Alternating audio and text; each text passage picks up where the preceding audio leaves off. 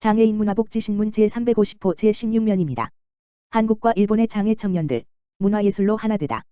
한국장애인고용공단, 이사장 조향현, 이하공단의 대구 경북지역 소속기관은 8월 28일, 1부터 29일, 월, 양일간 대구직업능력개발원과 대구발달장애인 훈련센터 등에서 한일 발달장애인 문화예술 교류 활동을 가졌다.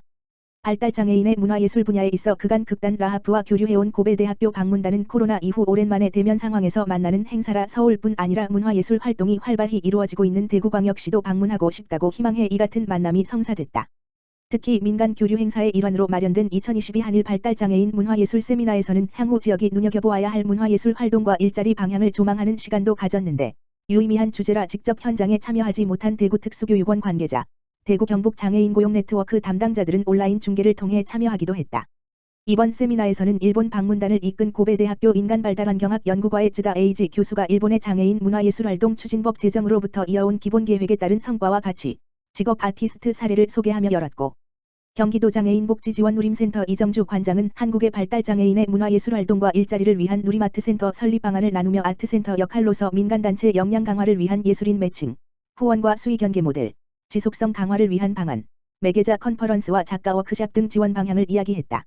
마지막 순서로 공단 이효성 대구지역 본부장이 소개한 대구지역 사례는 맑은 소리 연주단, 마음으로 그리기, 예아람 오케스트라, 지자체가 주도한 체육 분야 고용 사례 외에도 기업의 사회공헌과 함께 한 인식개선 강사 활동이 소개됐고 참석자 모두가 질의응답 시간을 가진 후 대구 발달장애인 훈련센터로 장소를 옮겨 현재 우리나라 발달장애인의 현황과 직업 진입을 위한 체험교실을 돌아보는 한편 발달장애인의 사회진출 현장인 장애인 표준사업장 남산제빵소를 견학하고 차와 다과를 즐기며 사업주와 대화의 시간을 가지기도 했다.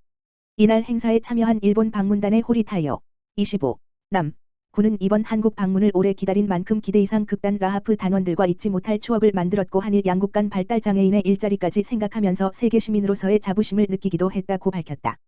2022년 장애인 일자리 사업 우수 참여자 일자리 사례 공모. 보건복지부와 한국장애인개발원이 오는 9월 23일까지 2022년 장애인 일자리 사업 우수 참여자 및 우수 일자리 사례를 공개 모집한다.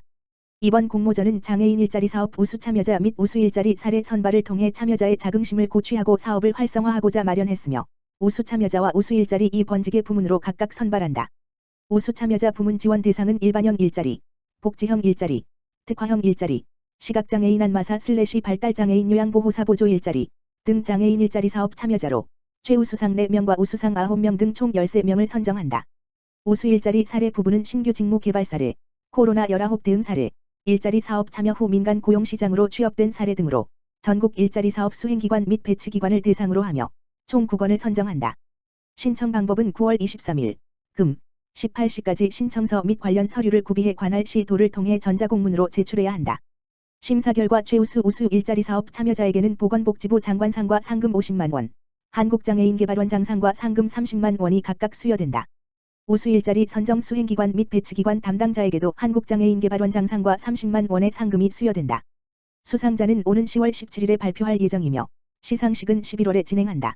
자세한 사항은 한국장애인개발원 홈페이지 https://www.gadi.or.kr를 참조하거나 일자리개발팀, 지역번호 02-3433-0625으로 문의하면 된다. 미랄복지재단, 점자정보 단말기 무상 지원받을 시청각장애인 모집. 미랄복지재단, 이사장 홍정길, 이 시청각장애인에게 점자정보 단말기를 무상으로 지원하는 사업을 실시하고 9월 8일까지 대상자를 모집한다. 해당 사업은 경제적 어려움으로 고가의 점자정보 단말기를 구입할 수 없는 시청각장애인에게 무상으로 기기를 제공하여 의사소통과 사회참여 등을 돕기 위해 마련됐다. 무상으로 지원하는 점자정보 단말기는 한 손에 6이다. 한 손에 6는 점자와 문자를 상호 호환해주는 기기로 시각과 청각 기능이 동시에 손실된 시청각장애인이 의사소통을 하는데 필수적인 도구다.